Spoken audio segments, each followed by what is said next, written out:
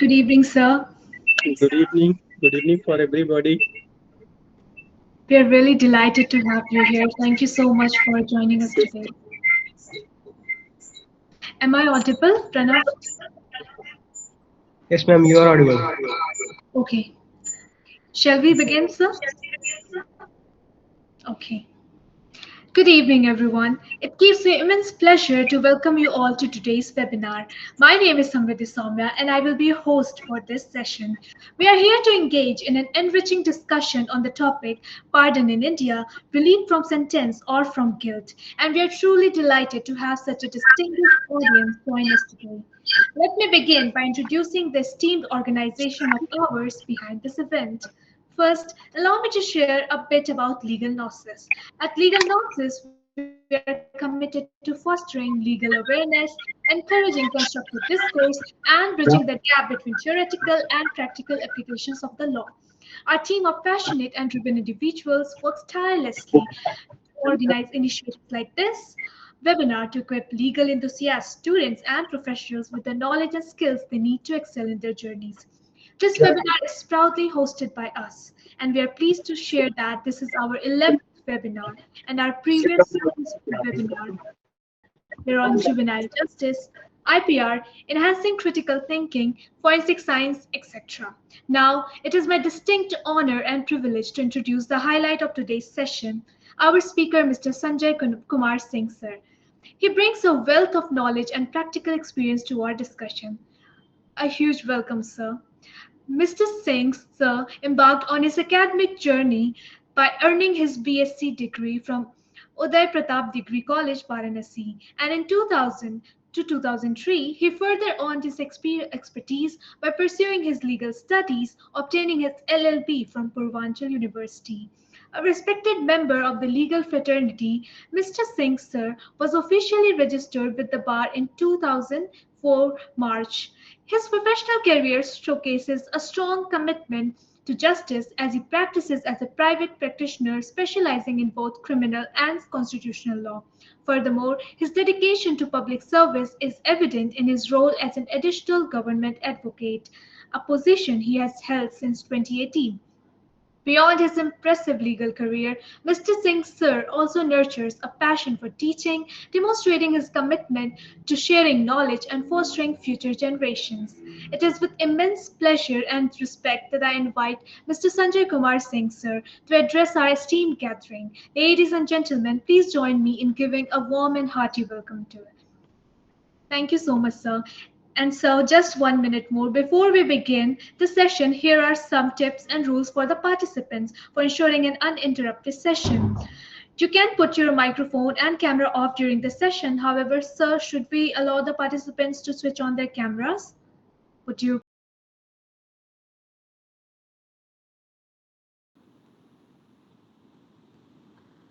And also, after the session, feel free to drop your questions in the Q&A box. And after that, we'll be picking your questions one by one. Should we start now, sir?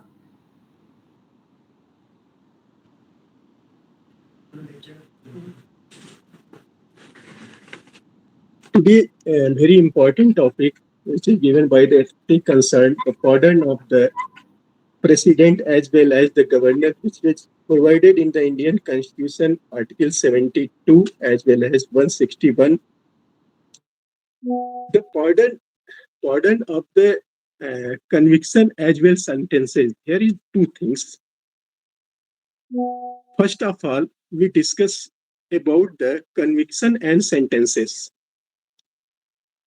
I think several students who is belonging in the online, which is the student of law, yeah, are advocate, but some people, yes, some student who is preparing the executive services, IAS, PCS, तो concept conviction and punishment, two things. पहले हम ये समझते हैं what is conviction and what is punishment, या what is sentences. Then we will discuss the pardon as well as the remission, repeat, what is the provide in the Articles 72 of Indian Constitution.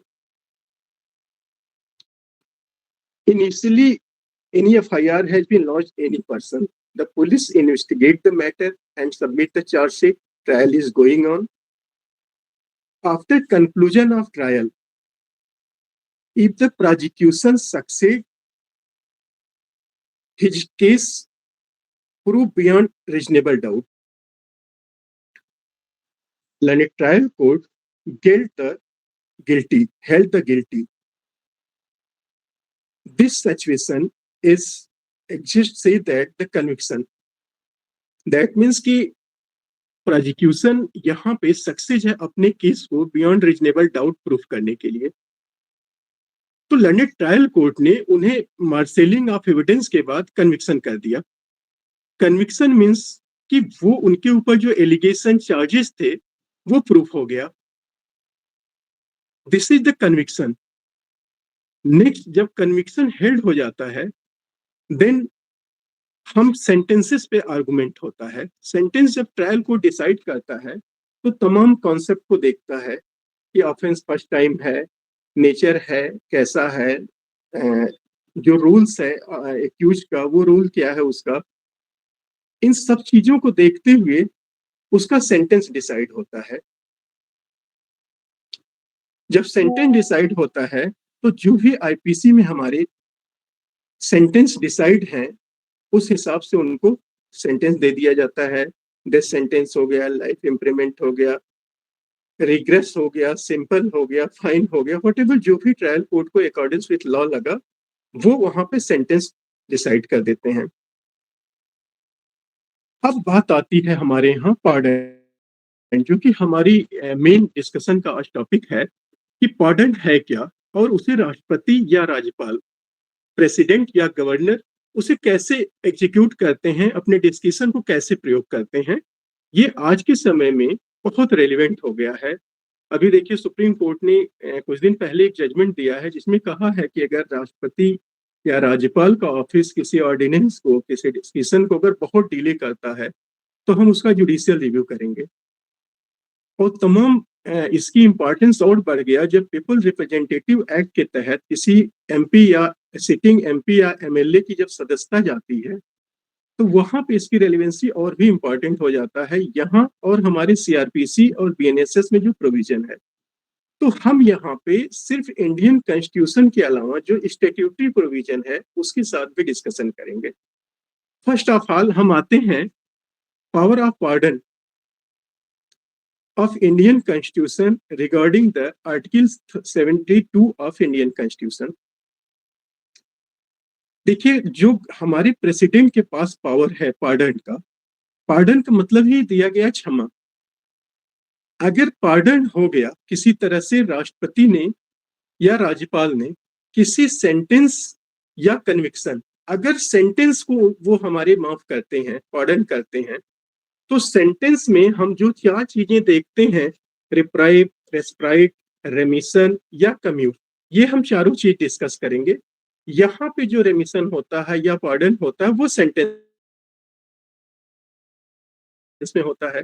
But अगर हम conviction को देखा जाए, जैसा कि हमने discussion किया, अगर कन्विक्शन को उन्होंने माफ कर दिया तो एक्यूज्ड इस स्थिति में पहुंच जाता है जैसे कि उसने कभी ऑफेंस किया ही नहीं हो, वो पूरी तरह से निर्दोष हो जाता है. इवन ट्रायल कोर्ट के द्वारा, हाई कोर्ट के द्वारा, सुप्रीम कोर्ट के द्वारा उसे फाइनली डिसाइड कर दिया गया है कि नहीं ये कन्विक्टेड है, ऑफेंस इसके अगेंस्ट है. उसके बाद भी अगर राष्ट्रपति या राज्यपाल, थोड़ा सा भी दोनों में डिफरेंस क्या है वो मैं बताऊंगा कि प्रेसिडेंट का पावर 72 में क्या है और उससे डिफरेंट क्या पावर है 161 में गवर्नर को. तो जो पार्डन की शक्ति है वो पार्डन अगर हो गया पूरी तरह से, अगर कन्विक्शन को उन्होंने क्षमा कर दिया तो ये माना जाएगा कि वह व्यक्ति ऐसे है जैसे उसका ऊपर कोई आरोप लगा ही नहीं, वो पूरी तरह से निर्दोष हो गया है. अब रही बात सेंटेंस की. अब सेंटेंस में ये 4 तरीके से है जो कि हमारा 72 में बताया गया है कि 4 तरह से सेंटेंस को रेमिशन कर सकते हैं.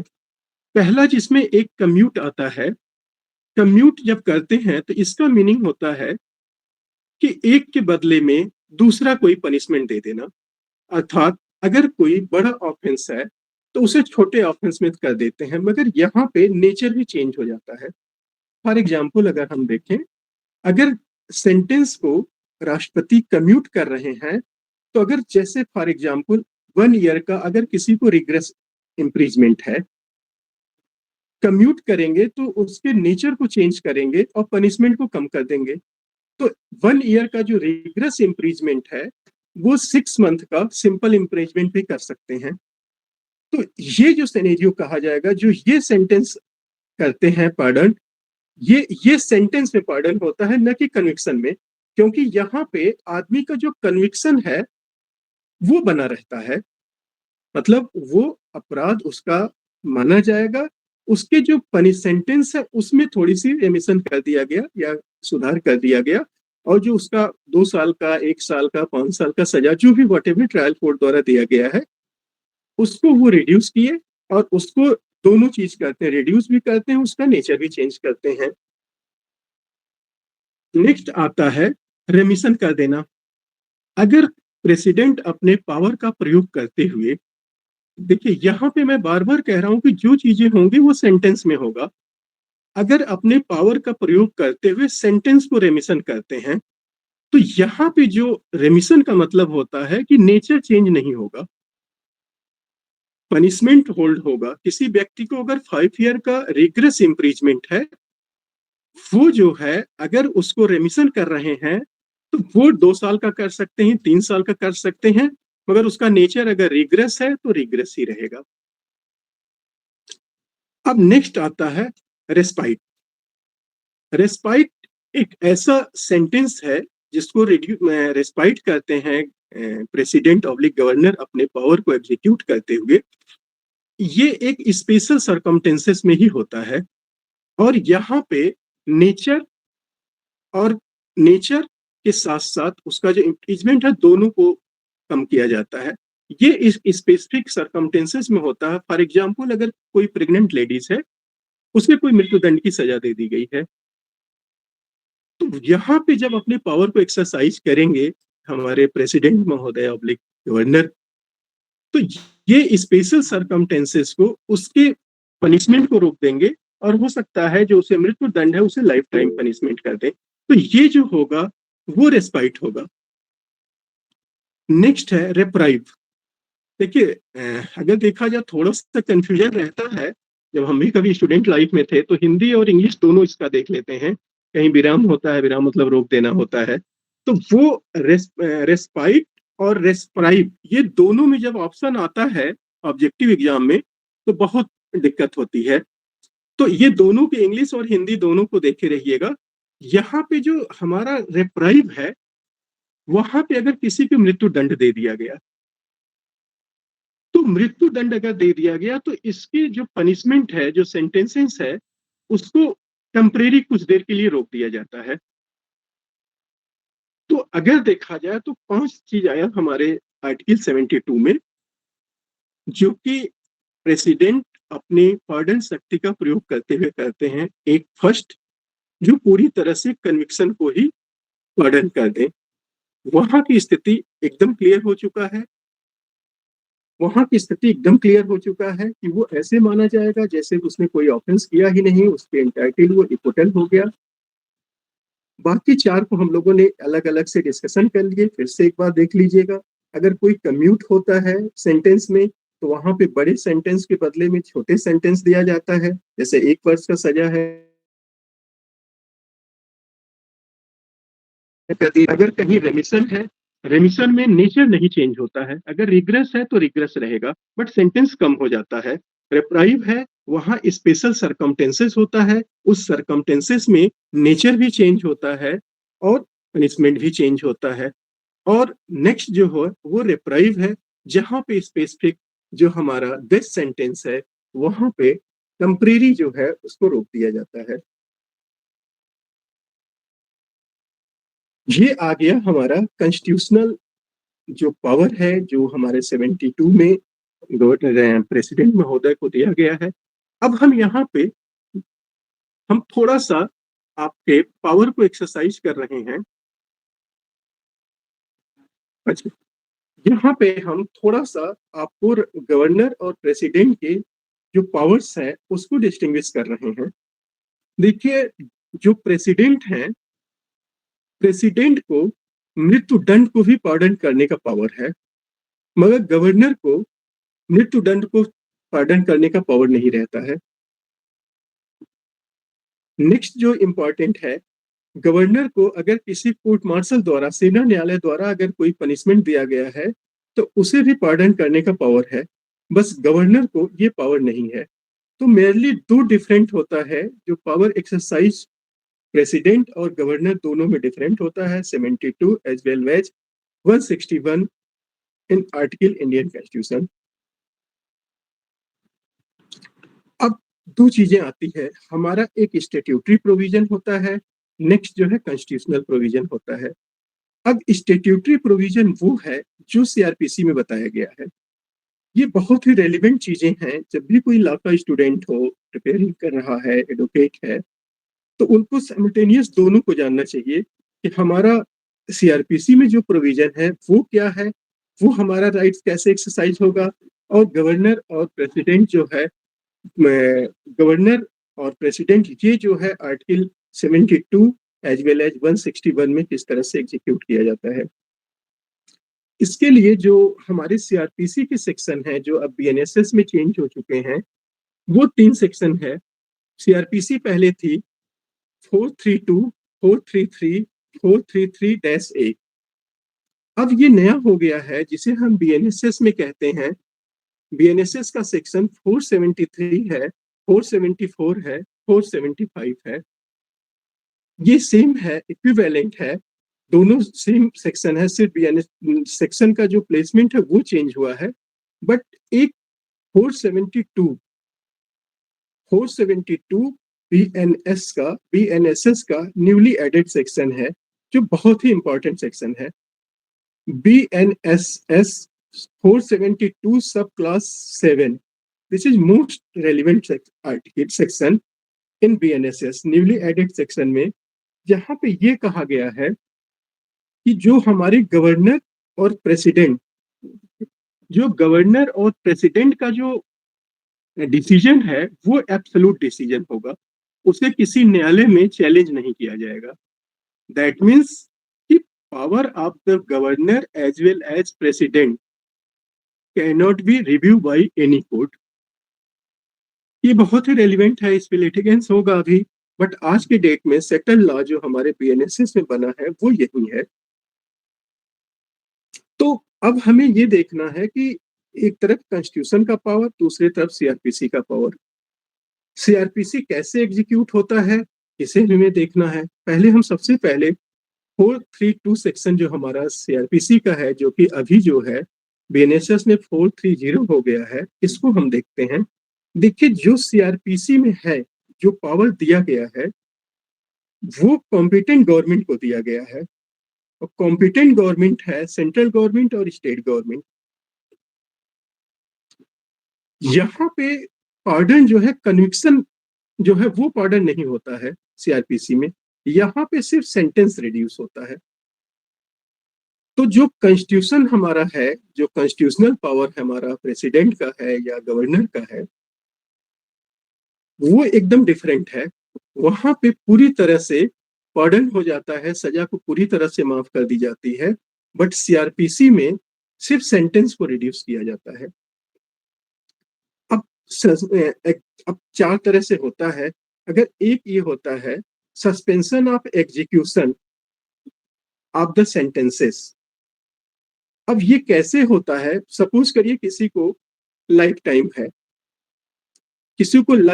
है, या मृत्युदंड है, डेथ सेंटेंस है, तो यहाँ पे अगर उसका सीआरपीसी के 432 के तहत अगर देखा जाएगा, तो 432, 433, 433 से अगर हम कलेक्टिवली सबका एक साथ स्टडी करेंगे, तो वहां पे यही आएगा कि हम जो करेंगे टोटलिटी में उसके सेंटेंस को रिड्यूस करेंगे, और वो सेंटेंस हमारे 4 तरह से रिड्यूस होते हैं। सपोज करिए कि 433 में, जो कि 474 है, अगर किसी को डेथ सेंटेंस है, तो डेथ सेंटेंस को अगर सीआरपीसी में जो भी सेंटेंस है उसमें कन्वर्ट किया जाएगा। नेक्स्ट, अगर है किसी का डेथ लाइफ टाइम इम्प्रीजमेंट है, अगर किसी को लाइफ टाइम इम्प्रीजमेंट है तो ये कन्वर्ट होगा not extend to 14 year, life time death sentence अगर है वो कन्वर्ट होगा आईपीसी में। जो भी पनिशमेंट दिया गया है वो जो हमारे कॉम्पिटेंट गवर्नमेंट है वो उसे सेंटेंस को रिड्यूस कर सकती है। नेक्स्ट हम आते हैं, अगर कोई लाइफ टाइम इम्प्रीजमेंट है वो अगर चेंज होगा, नॉट एक्सटेंड टू 14 ईयर होगा। अगर किसी का रिग्रेस इम्प्रीजमेंट है, अगर किसी को रिग्रेस इम्प्रीजमेंट है उसे अगर सीआरपीसी को 433 में देखा जाए, जो कि अभी 474 हो गया है, ये चेंज हो जाएगा सिंपल इम्प्रीजमेंट में। और अगर किसी को सिंपल इम्प्रीजमेंट है ये चेंज हो जाता है ओनली फाइन में। तो एटलीस्ट अगर हम देखा जाए तो सीआरपीसी जो 433 है इसमें 4 तरह से सेंटेंस जो हमारा है वो रिड्यूस होता है। फर्स्ट लाइफ टाइम है, उसको हम आईपीसी में जो भी पनिशमेंट दिया गया है उसको चेंज कर सकते हैं। लाइफ टाइम अगर है उस वो चेंज होगा तो नॉट एक्सटेंड टू 14 ईयर होगा। अगर कोई रिग्रेस है वो सिंपल कर सकता है, और अगर कोई सिंपल इम्प्रीजमेंट है तो वो ओनली फाइन से हो सकता है। ये हमारा 433 था। तो मेरा एक ओपिनियन अपने जो भी हमारे अगेंस्ट सुन रहे हैं उन्हें ये है कि जब भी वो आर्टिकल 72 पढ़ें उसके साथ 161 पढ़ें, और साथ ही साथ सीआरपीसी के इस प्रोविजन को, अगर कोई लॉ का स्टूडेंट है, प्रैक्टिशनर एडवोकेट है, तो इसको जरूर देखना चाहिए। तो दोनों तरफ से कॉन्सेप्ट एक कन्विक्शन का और सेंटेंस का क्लियर होगा। नेक्स्ट अगर हम कहते हैं, अगर 433-A है, यहाँ पे रिस्ट्रिक्शन है, restriction on the power of रेमिशन है कि अगर हम किसी को रेमिशन दे रहे हैं तो उसमें लिमिटेशन क्या है। इस सेक्शन में ये कहा गया है कि कोई ऐसा ऑफेंस है जिसके लिए मृत्यु दंड की सजा हो सकती है। आई थिंक अगर आईपीसी में देखा जाए तो पूरा 7 या 8 सेक्शन है जहां पे मृत्यु दंड दिया गया है। एग्जैक्टली मुझे याद तो नहीं, बट है ऐसे ही सेक्शन जहां पे किसी को मृत्यु दंड की सजा दी जा सकती है। तो अगर कहीं पे किसी को मृत्यु दंड की सजा देने का प्रावधान है और वहां पे उस व्यक्ति को लाइफ टाइम इम्प्रीजमेंट दिया गया है,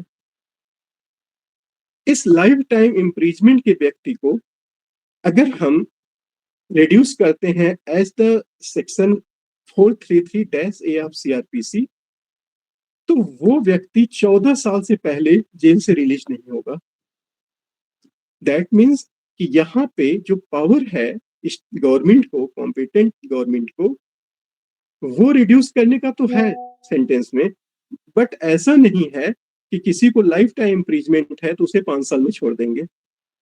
उसे मिनिमम 13 ईयर्स जेल के अंदर रहना पड़ेगा। तो ये एक लिमिटेशन है 433-A में। अब देखिए, इसी के साथ हम आते हैं सीआरपीसी और बीएनएसएस के सेक्शन पे। जब किसी व्यक्ति को कन्विक्शन होल्ड हो जाती है, तो कन्विक्शन अगर होल्ड होती है तो उसे अपील का पावर है, राइट्स रहता है।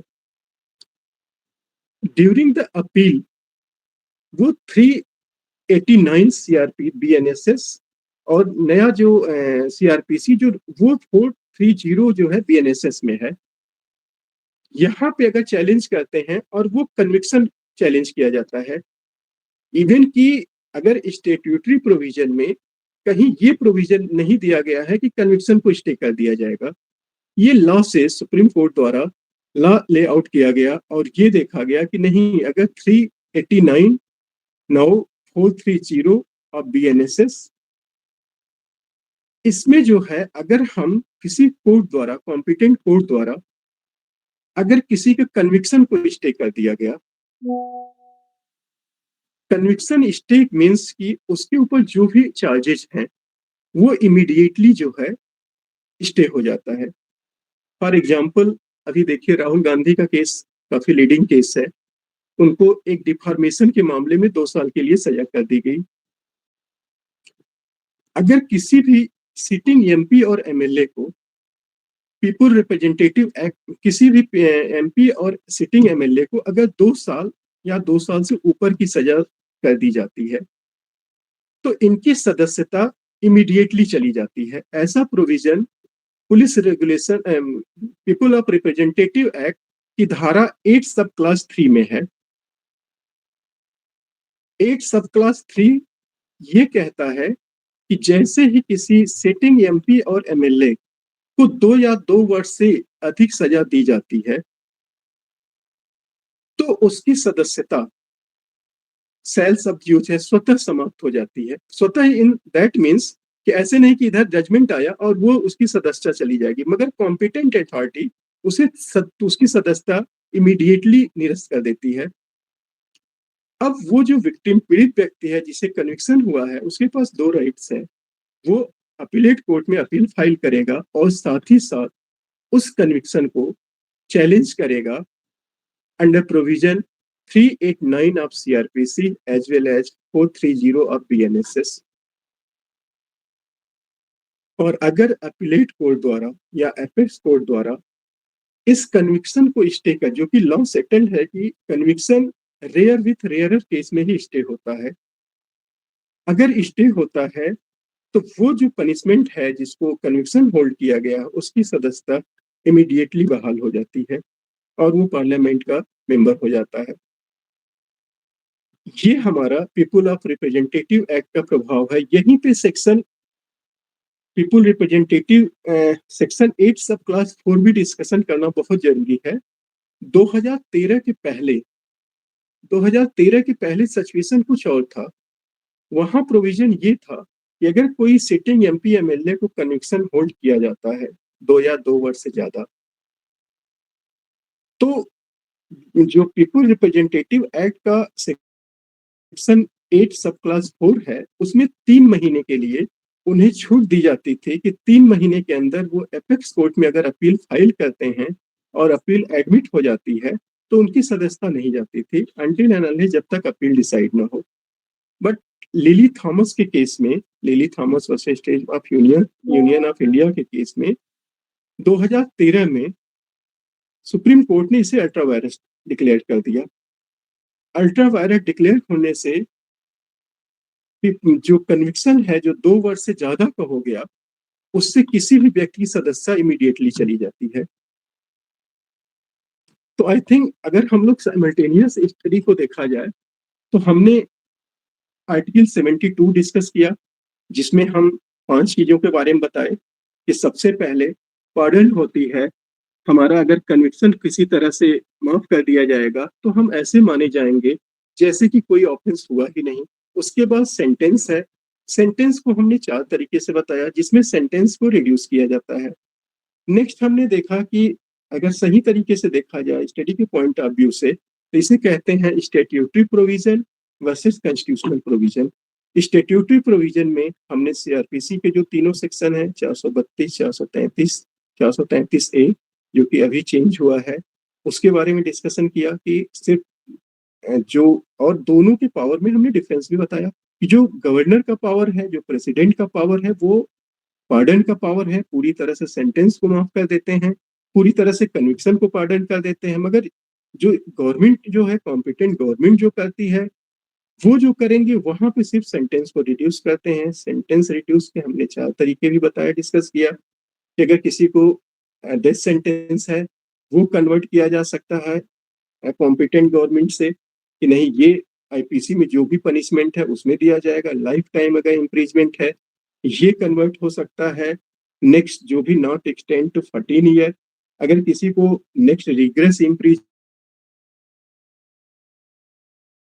अगर सिंपल इम्प्रीजमेंट है तो ये फाइन से हो जाएगा। साथ ही साथ हमने 433-A पे भी डिस्कशन किया कि यहाँ पे कोई लिमिटेशन दिया गया है। वो लिमिटेशन ये है कि अगर कोई व्यक्ति है वो ऐसा ऑफेंस किया है जिसके लिए डेथ सेंटेंस है, उस सेक्शन में डेथ सेंटेंस प्रिस्क्राइब्ड है, बस उसे डेथ सेंटेंस दिया नहीं गया, वो डेथ सेंटेंस दिया नहीं गया, उसको लाइफ टाइम इम्प्रीजमेंट किया गया। लाइफ टाइम जब दिया गया वहां पे अगर उसके हम पनिशमेंट को, सेंटेंस को रिड्यूस कर रहे हैं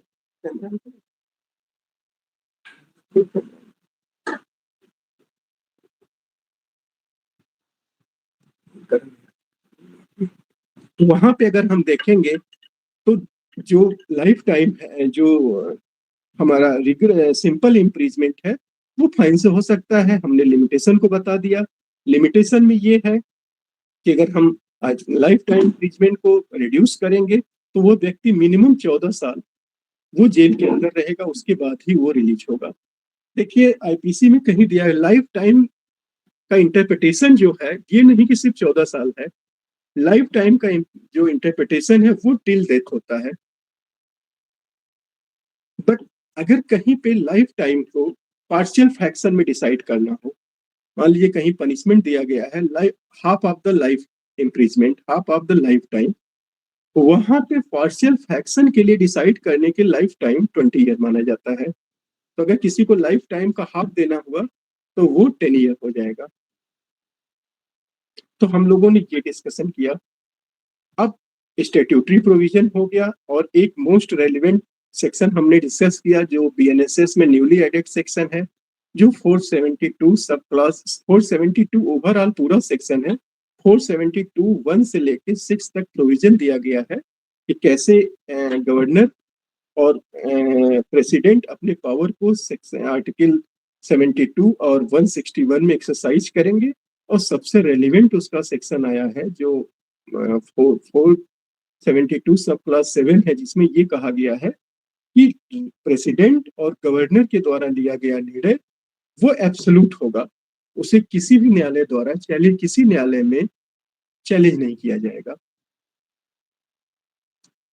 देखिए हमारे संविधान में किसी को भी एब्सोल्यूट पावर नहीं दिया गया है। हर जगह ये देखा गया है कि लिमिटेशन क्लास भी जोड़ी गई है कि हर जगह रिस्ट्रिक्शन क्लास, अगर आप फंडामेंटल राइट में देखेंगे तो वहां भी रिस्ट्रिक्शन क्लास है। तो प्रश्न ये उठता है कि क्या प्रेसिडेंट या गवर्नर की जो शक्ति है वो एब्सोल्यूट शक्ति है? क्या वो किस अपने जो है अपने डिस्क्रिप्शन का प्रयोग कैसे करते हैं? तो ये लॉ भी सेटल्ड है और इस पे जजमेंट भी है। जजमेंट में ये कहा गया है कि नहीं, जो भी गवर्नर पब्लिक प्रेसिडेंट अपने जो पार्डन शक्ति का प्रयोग करेंगे वो अपने मंत्रिपरिषद की सलाह पे करेंगे।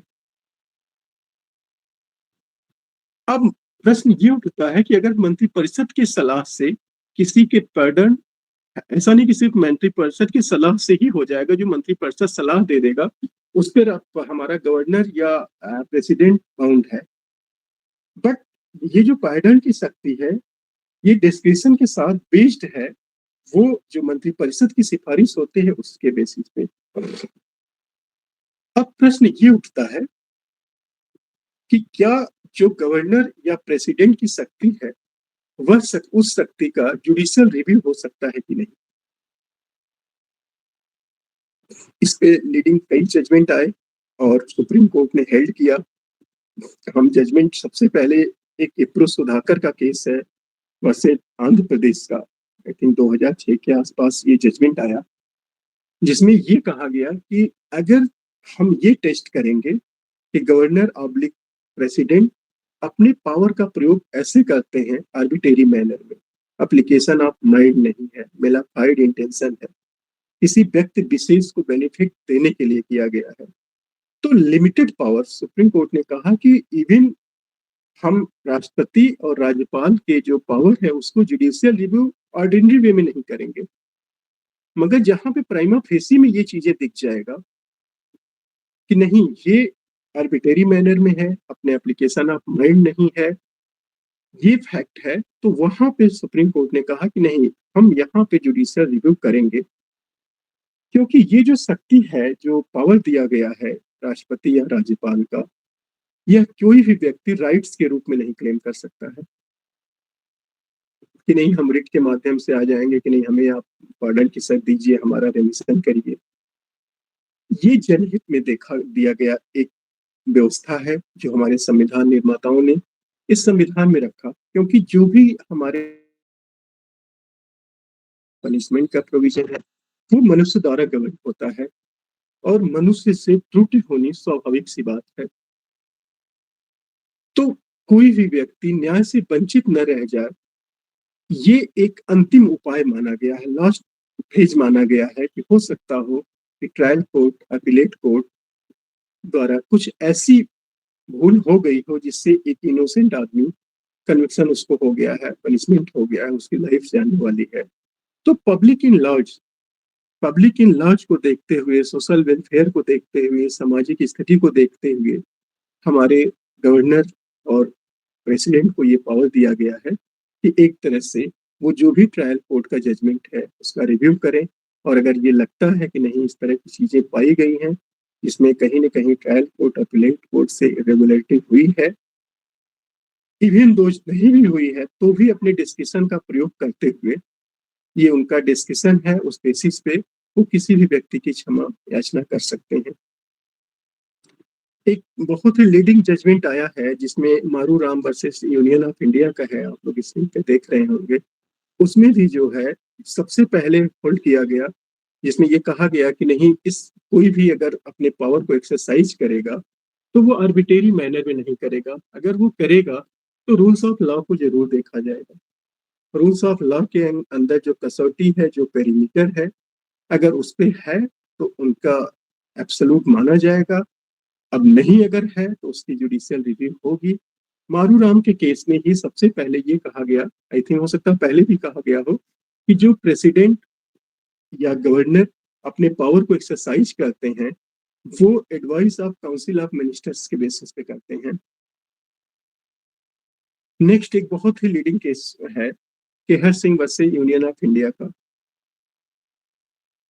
यहाँ पे भी कोर्ट ने यही चीज जो है रिटरेट किया और ये कहा कि नहीं, हम जो है जो कुछ रहेगा, पार्डन का पावर जो है बहुत वाइड एंड इंक्लूसिव अथॉरिटी है, उसके बावजूद भी हम इसकी स्क्रूटनिंग करेंगे मेरिट पे कि अगर जो हमारा पावर एक्सरसाइज किया गया है वो एक ऑर्डिनेंस लॉ है कि नहीं।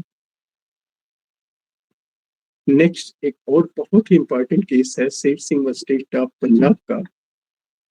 इस केस में भी बहुत रखा गया जिसमें अगर देखा जाए तो किसी को डेथ सेंटेंस हुआ था, अगर ये कहा गया कि अगर डेथ सेंटेंस है तो उसको इमीडिएटली विद इन टाइम इसको डिस्पोज करिए, क्योंकि अगर किसी व्यक्ति को डेथ सेंटेंस देने के बाद बहुत लंबे समय तक क्षमा याचना अन्य चीजें रोकी दी जाए तो ये माना जाता है कि आदमी तो पर डे मरता है।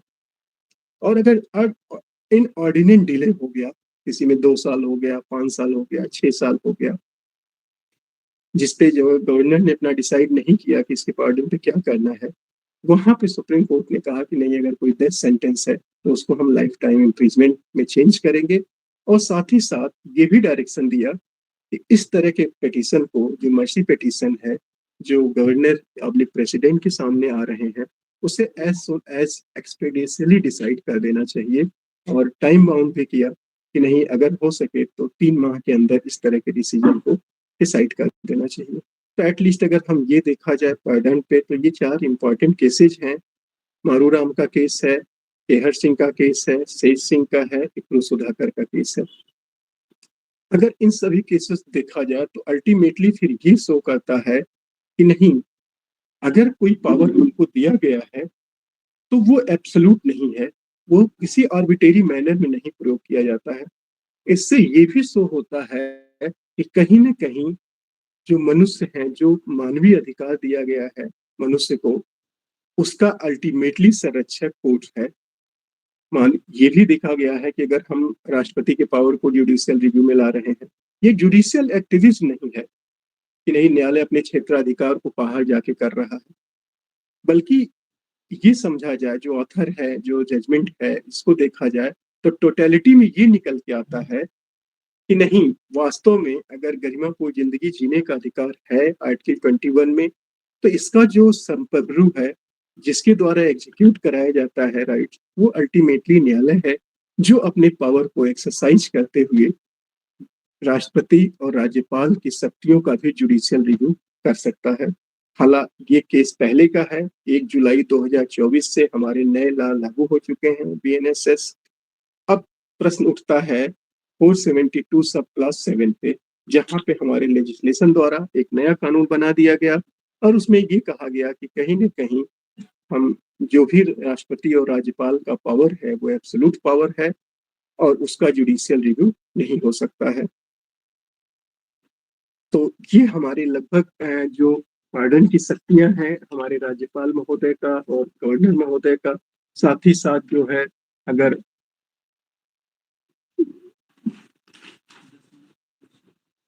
तो ये लगभग अगर देखा जाए तो हमारा जो पार्डन की पावर है आर्टिकल में 72 of Indian constitution as well as 161 of Indian constitution, CrPC में जो है, पीएनएसएस में है।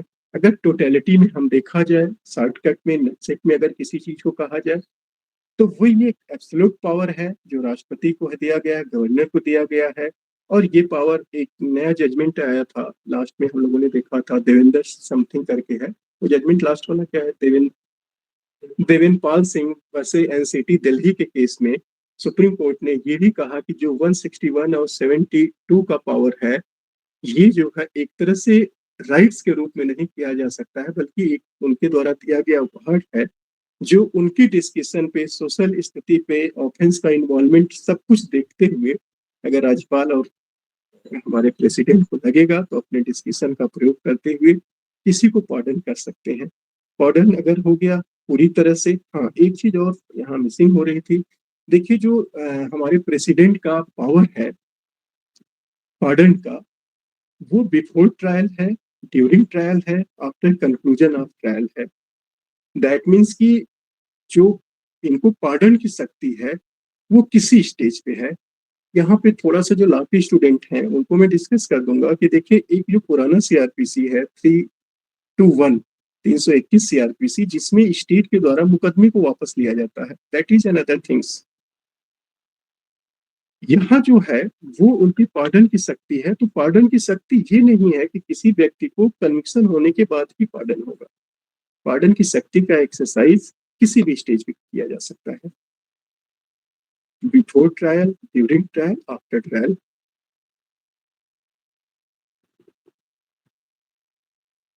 क्वेश्चन अगर तो कह दीजिए किसी को। अगर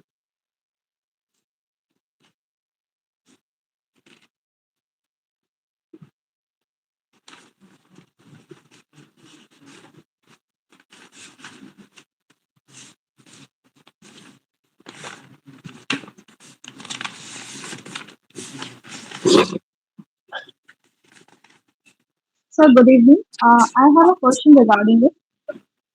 yes, I am Rishika Singh from BBD University, working as an assistant professor there, and yes, ma'am, I'm good evening. hearing from you there. The whatever you have discussed was very nice, and uh, my question was that: do you think that there is a need to codify clear guidelines for the exercise of bargaining power to prevent the arbitrariness? Madam एक बार फिर से अपना पूछें, what do you want, I can't understand your question. Sir, do you think there is a need to codify the clear guidelines for the exercise of bargaining power to prevent? नहीं ma'am, just a minute. There is no any guideline which is was guideline issued by the Supreme Court as well as the High Court. Only the Supreme Court say that in the power of exercise of power under the judicial review, there is no any guideline to impose the president as well as the governor. If you know any cases where the guideline do, I don't know about the such type of guideline.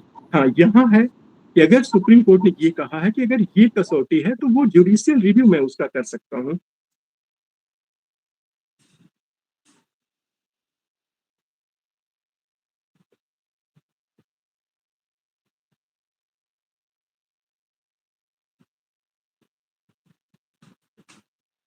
Ritika ma'am? Yes, sir. Is I am audible? Yes, My yes, network issue was there. That's why I have asked. Do you think there is a need to have the guidelines? No. How this is not need to issue the guideline. This is the discussion of the president as well as the governor. Guideline नहीं। So- कोई भी इतनी बड़ी authority है, best executive authority है, उसको guideline कैसे? That means sir, guideline, जैसे आपने अभी डिस्कस किया है कि प्रेसिडेंट से भी गलती हो सकती है, गवर्नर से भी गलती हो सकती है, तो जुडिशियल रिव्यू का ऑप्शन है। बट क्या जुडिशियल रिव्यू का एक तरीके गाइडलाइन होना चाहिए ना, कि अगर प्रेसिडेंट या मिनिस्टर से, काउंसिल ऑफ मिनिस्टर से। जस्ट मिनट मैम, देखिए किसी के डिस्कशन पे कभी गाइडलाइन जारी नहीं होता है। अगर कहीं कोई डिस्कशन गलत तरीके से प्रयोग होता है, यहाँ पे जुडिशरी आती है हमारी राइट्स को सेव करने के लिए। मैंने पहले भी बोला कि इन सबको टोटलिटी में अगर डिस्कशन करें तो ये आता है कि अल्टीमेटली मनुष्य के अधिकारों का जो संरक्षक है वो जुडिशरी है। हो सकता है, मैंने पहले ही बताया कि पॉलिटिकल व्यू हो सकता है, किसी व्यक्ति को स्पेशल बेनिफिट देने के लिए उसके काउंसिल ने उसे प्रपोज किया है, तो ये चीज जो है उसका हम जुडिशियल रिव्यू करेंगे। अगर आपको आप लेक्चर हैं, आपको एक टार्ट का होगा तब तो वो हो जाएगा जो सामंस और बेनफील्ड का डिस्प्यूट था कि लॉ ऑफ टार्ट्स है कि लॉ ऑफ टार्ट है। अगर गाइडलाइन कर देंगे तो वो तो एक पेरीमीटर हो जाएगा कि नहीं आप जी जी ये सर। अगर वेरी अगर ये है, अगर गाइडलाइन मैन की दिस मीन्स, अभी तो देख रहे हैं लेजिस्लेशन ने जो हमने आपको डिस्कस किया कि 472 सब क्लास 7 है, उसको आप स्पेशली देखिएगा बीएनएसएस में। उन्होंने कहा कि नहीं, जुडिशियल रिव्यू हो ही नहीं सकता है। जी जी सर, बहुत अच्छा आंसर दिया आपने कि हम अगर किसी चीज को बांध देंगे, लिमिट कर देंगे, तो Yes, how it yes. Is discretionary power. Do you know very about nice. do you know about the law, the Winfield and Salmond? Yes, yes, I am very well known. Pigeonhole theory that. Salmond, हाँ, yes, Pigeon's whole theory। तो ultimately 200 वर्ष बाद जब discussion हुआ तो ये लगा कि नहीं, प्रोग्रेसिव सोसाइटी के लिए सामंड की भी रेलेवेंसी है और विनफील्ड की भी है। अगर Very, देखिए, very nice, sir. Just minute I explain you. Office जो हमारा डिफाइंड है section 40 of IPC. Do you know about section 40 of IPC? Yes, sir. Yes, sir. हाँ, जब ऑफिस को डिसाइड करने की बात आया तो जब इसको मैकाले लॉ को फ्रेम कर रहे थे तो ये आया कि क्या ऑफेंस को हम शब्दों में बांध सकते हैं। तो mens rea, why required the mens rea, totality criminal law based on mens rea. Do you agree with me? Yes, sir. Yes, sir. Without जब menstruation, there is a no crime. No crime, तो जब सेक्शन 40 को देखा गया तो ये कहा गया कि ऐसा कार्य जो विधि द्वारा रिस्ट्रिक्टेड हो और उसे दंडनीय घोषित किया गया है। तो अगर हम लॉ को शब्दों में बांधने की कोशिश करेंगे, सपोज करिए हम ये लिमिटेशन लगाते हैं कि हाथ को यहां से काटना ऑफेंस है, तो अपराधी क्या करेगा, उससे थोड़ा सा नीचे से काट देगा, कहेगा I am outside of the crime. आपको Yes, sir. आपको आर वर्सेस टॉलसन और आर वर्सेस प्रिंस का केस याद है?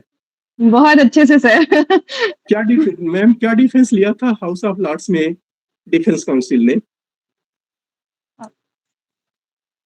देखिए, मैं I will explain you ma'am. जब हाँ, जब उसने प्रिंस ने उस बच्ची को उसके विधिपूर्वक लॉफुल जो रिस्ट्रिक्शन उससे हटाया, उस आई थिंक उसकी एज 16 ईयर था। जी जी जी। तो जब डिफेंस लिया तो उसने कहा कि ब्रिटेन का लॉ जो है वो मेंसरिया पर बेस्ड है।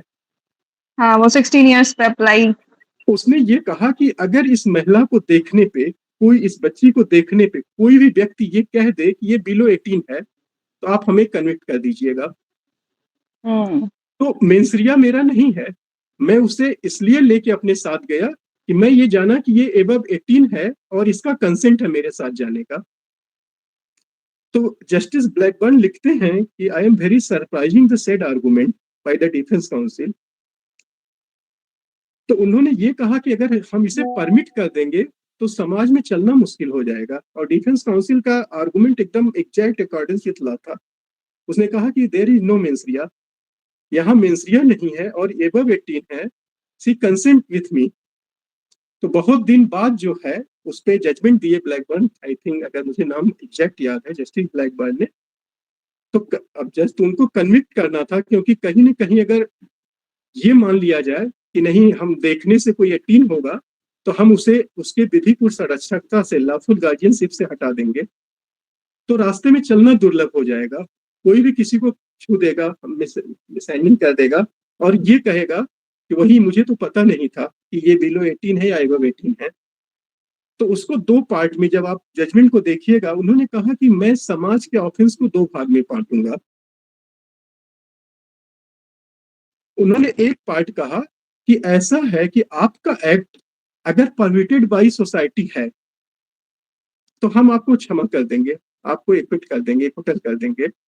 वहीं पे पूछते हैं डिफेंस काउंसिल से कि वर्ल्ड का कौन सा ऐसा समाज है जो ये कह देगा कि अगर आप किसी को 18 ईयर से ऊपर है तो आप उसके विधि को संरक्षकता से स्किप कर देंगे। तो वही अगर आप कहीं पे किसी को लिमिटेशन में बाउंड किया, इसका मतलब कि कानून को उसके फ्री स्ट्रक्चर से आप हटा रहे हैं। अल्टीमेटली आपके क्वेश्चन का लिमिटेशन देखिए, सबसे पहले जब हमारा कहीं पे बहुत मैलिशियस जब यूज होने लगता है, क्योंकि अगर हमारे कॉन्स्टिट्यूशनल डिबेट के द्वारा कोई पावर एग्जीक्यूट किया गया है, दिया गया है, तो नो डाउट बहुत लंबा डिबेट होने के बाद उसको हमारे कॉन्स्टिट्यूशन में प्लेस दिया गया। देखिए, अगर आपको याद होगा, अगर एक्सरसाइज 356 का बहुत पहले मिसयूज होता था, किसी भी एकदम स्टैब्लिश गवर्नमेंट को गिरा दिया जाता था, एमपी एमएलए का खरीद फरोख्त हुआ, तमाम चीजें आई, वहां पे एसआर मुंबई के केस में सबसे पहले गाइडलाइन जारी किया गया कि ये आप किन किन कंडीशन में 356 को लगाएंगे। उसके बाद आप देखिए, आई थिंक एसआर मुंबई का केस 94 में डिसाइड हुआ है। उसके बाद आप देख लीजिए कहाँ पे 356 लगा, फिंगर टिप पे लगा, और लगा भी तो सुप्रीम कोर्ट द्वारा स्टे हो गया। तो जब ये लगता है कि देखिए कोर्ट एक दिन में, क्योंकि एग्जैक्टली जो लॉ बनाने का पावर है वो हमारे लेजिस्लेशन के पास है। कोर्ट ये देखता है, अगर आप आर्टिकल 13 सब क्लास 1, 2, 3, 4 देखिए, तो जो आर्टिकल सब क्लास 13 सब क्लास 3 है, जहां पे जुडिशियल रिव्यू का पावर दिया गया है, जहां पे कहा गया है कि राज्य कोई ऐसी विधि नहीं बनाएगी, यही शब्द को है, वहीं से जुडिशियल रिव्यू का पावर आता है, जो व्यक्ति के फंडामेंटल राइट के अगेंस्ट है। तो कोर्ट की ड्यूटी है कि अगर कोई लॉ बनता है तो वो अकॉर्डिंग विद लॉ है कि नहीं है, और अगर नहीं है तो आप देख रहे हैं, जैसा हमने डिस्कस किया, पीपल ऑफ रिप्रेजेंटेटिव एक्ट 8 सब क्लास 4 अल्ट्रा वायरस हुआ। आप श्रेया सिंगल के केस में देखिए, आईटी एक्ट को अल्ट्रा वायरस किया गया। तो जुडिशियल क्या है कि एक दिन में, अभी आप देखिए जो विड्रॉ है नए लॉ में आ गया, बार बार जब कोर्ट सेम ऑर्डर करती है तो एक तरह से स्टैब्लिश बाय लॉ हो जाता है कि इसको कोर्ट ने लॉ बना दिया। अगर भविष्य में इस तरह की परिस्थितियां आएगी कि नहीं, मेला फाइट तरीके से प्रयोग होने लगा इस पावर को, तो नो डाउट ये भविष्य के गलत में है। अगर रिक्वायरमेंट होगी तो एपेक्स कोर्ट है। अल्टीमेटली मैंने बताया कि मनुष्य के अधिकारों का सबसे बड़ा संरक्षक वो है, उनको लगेगा तो गाइडलाइन आ जाएगा। Thank you, sir. Very nice answer. Thank you so much, man. Anything else?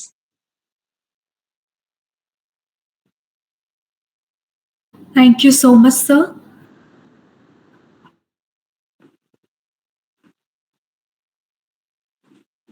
Ma'am, you are mute, ma'am. Okay, am I audible now? Yes, ma'am, you are audible. So participants, do anyone else have any kind of questions? Please raise your hand.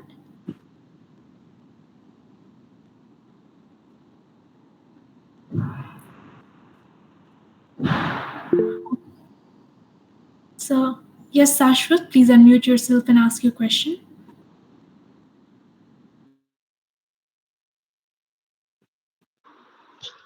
Good evening, sir.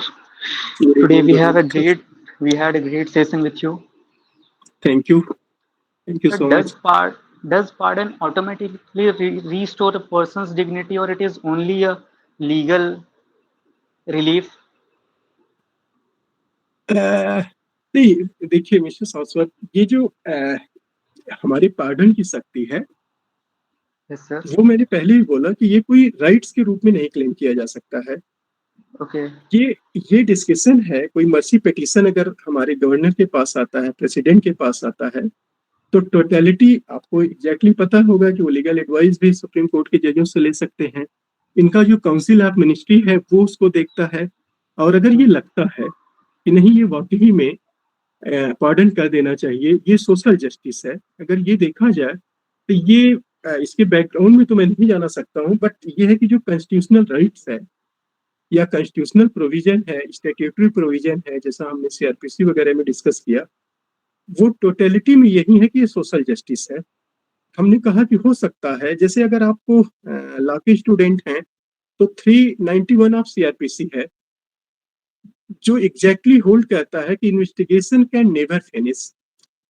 अगर trial conclude हो गया, during the appeal भी अगर कुछ ऐसा evidence आता है जो ट्रायल का जो डिसीजन उसे चेंज कर सकता है, तो ड्यूरिंग अपील भी उस एविडेंस को प्रोड्यूस किया जाता है।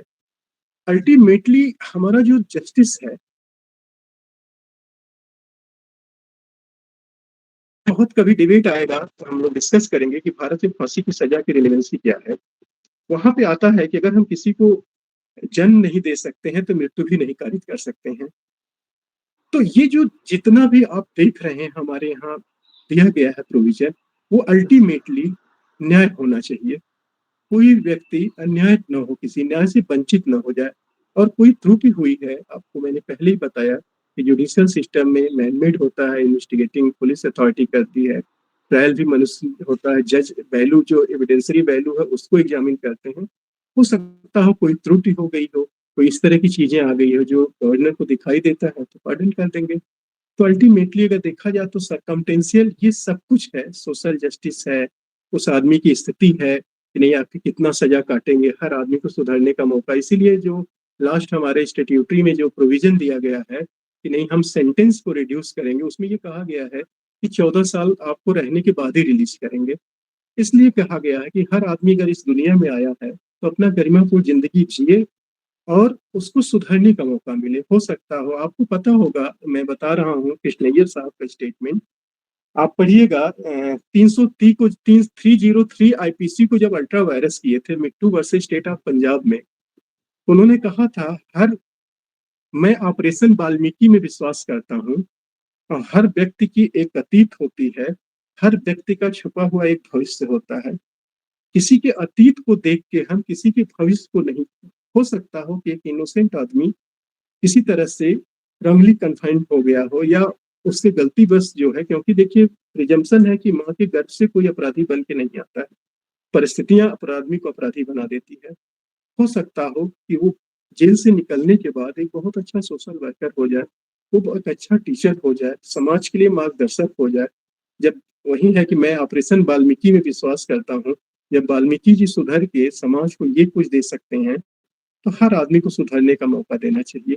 ये पूरी फेनोमिना को देख के, सब कुछ इस कॉम्पिटेंशियल को देख के ये प्रोविजन रखा गया है। तो ऐसा नहीं कि ये हम इसका मिसयूज करते हैं, पॉलिटिकल व्यू में देते हैं, ये डिबेट का पार्ट है, बट एग्जैक्टली कानून इसको नहीं परमिट करता है। Thank you, sir. Are you satisfied with me? Yes, sir.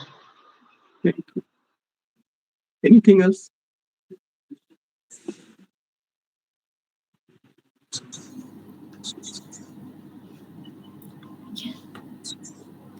Question return Sakshi, can you please unmute yourself and ask your question? Sakshi Mishra. So, shall I read out her question? yes, My question is, recently we saw that Supreme Court was worrying about lower court regarding the death hanging cases. But jail having been overcrowded with freedom, how Indian judiciary protects the soul of justice? yes, this is very important question. No doubt कहीं न कहीं हमारे जो state है, कहीं देखा जाए तो अगर हम फ्रीडम के बाद जो जेल की स्थिति है वो दयनीय है, इसमें कोई दो राय नहीं है, क्योंकि जो क्राउड है वो बहुत ज्यादा है। उसमें कोई रिपोर्ट आई थी, जो भी क्वेश्चन है बहुत इंपॉर्टेंट इनका क्वेश्चन है, जुडिशरी ने ये फाइंड किया कि नहीं हमारी जो जेल में क्राउड है वो जस्ट 3 टाइम्स है। अगर स्टेट, देखिए मैं पहले ही बताया कि अल्टीमेटली फिर मेरा वही है कि मानवीय अधिकारों का संरक्षक कोर्ट है, और अगर कोर्ट को लगा कि ओवर क्राउड है, अब जो अभी below 7 year Satyendra Kumar until की जजमेंट है या बिहार राज्य का जो जजमेंट है, उसमें यही कहा गया कि बिलो 7 ईयर आप अरेस्ट नहीं करेंगे। एटलीस्ट कहीं न कहीं देखा जाए तो उसका जुडिशरी का कनेक्शन वहां से भी है कि ओवर क्राउड है, जेल की वो व्यवस्थाएं नहीं है। तो मैं और इसीलिए नया जो लेजिस्लेशन बना है, आप सेक्शन में अभी देख के बता रहा हूँ कि 472 या समथिंग ऐसे है, जिसमें ये कहा गया है कि अगर कोई व्यक्ति है जो मैक्सिमम पनिशमेंट का 1/3, पहले अगर 436A का प्रोविजन था जो 2012 में अमेंड हुआ, जिसमें ये कहा गया कि अगर सजा का आधा काट लेता है तो he is entitled to release on bail. अब लेजिस्लेशन में और फ्लेक्सिबल हुआ due to guideline of the supreme court. अब नया बीएनएसएस में ये प्रोविजन आ गया है कि अगर कोई फर्स्ट टाइम ऑफेंडर्स है, पहली बार अगर कोई अपराध में आया है, और वहां पे अगर वो मैक्सिमम पनिशमेंट का 1/3 काट लेता है, he is entitled on bail for bail. Suppose that 306 है, वहां पे 10 ईयर है पनिशमेंट. अब ट्रायल यहाँ बहुत डिले स्टेज पे है. अगर 314 अगर हो गया तो वो he is entitle for bail. तो इनका क्वेश्चन नो डाउट बहुत जेन्युइन है. इसके लिए स्टेट गवर्नमेंट को सुप्रीम कोर्ट ने नोटिस इशू किया कि नहीं. अब ये है कि देखिए हमारे यहाँ डायरेक्टिव प्रिंसिपल जो है फंडामेंटल राइट के साथ डायरेक्टिव प्रिंसिपल इसीलिए रखा गया कि 5 साल के बाद अपना आप वोटिंग राइट्स को एग्जीक्यूट करिए, पावर वोटिंग राइट्स को दीजिए. और अगर इन सब चीजों को नहीं है तो अल्टीमेटली सरकार जाएगी जो भी मानवीय अधिकारों को नहीं ध्यान में रखेगा. हाँ, ये है कि जेल की स्थिति दयनीय है, नो डाउट. क्राउड ओवर है, मगर सरकार भी उसके लिए तमाम सराहनीय कदम उठा रही है, जिसके लिए नए जेल को स्टैब्लिश किया जा रहा है. जो हमारा जेल मैनुअल है उसके हिसाब से उनको रहने की व्यवस्था किया जा रहा है. बट कहीं ना कहीं हमें ये भी ध्यान देना चाहिए कि हम उत्तर प्रदेश में सीमित संसाधनों वाले प्रदेश में रहते हैं, तो हम इमीडिएटली सब कुछ नहीं कर सकते हैं. सरकार भी सब कुछ नहीं कर सकती है कि नहीं. जेल सुधारने का स्थान होता है, न कि पिकनिक का स्थान होता है. बट ये है कि एक अपराध कैदी को भी उसका फंडामेंटल राइट्स है, उसको जेल में भी वो सुविधाएं मिलनी चाहिए जो एक गरिमापूर्ण जिंदगी जीने के लिए जरूरत है. हाँ, ये इनका है कि गाइडलाइन इशू हुआ है जिसमें हर स्टेट की गवर्नमेंट काम कर रही है.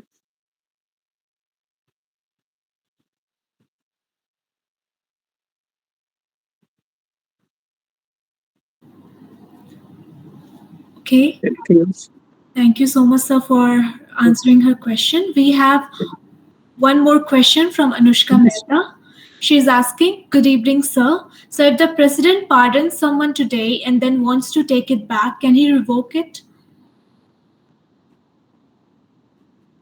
Ma'am, once again raise your question. Yes, sir. Anushka Mehta is asking, good evening, sir. If the president pardons someone today and then wants to take it back, can he revoke it? No. This is not absolutely. This is the absolutely power. The power has been only review under the provision of Supreme Court at the guideline, at the judgment Ipro Sudhakar and other judgment. वो pardon वापस नहीं हो सकता है. Pardon अगर वो through proper channel होता है, there is no only discussion के ले आए और हम पार्डन कर दिए. वहां पे जो कॉन्स्टिट्यूशन है, जो जजमेंट है, कि वही आर्बिट्रेरी मैनर में किया गया है, मेलाफाइड इंटेंशन से किया गया है किसी को बेनिफिट देने के लिए. ये टेस्टिंग है. अगर इस बेसिस पे आता है तो उसकी जुडिशियल रिव्यू हो सकती है. Okay, thank you so much, sir.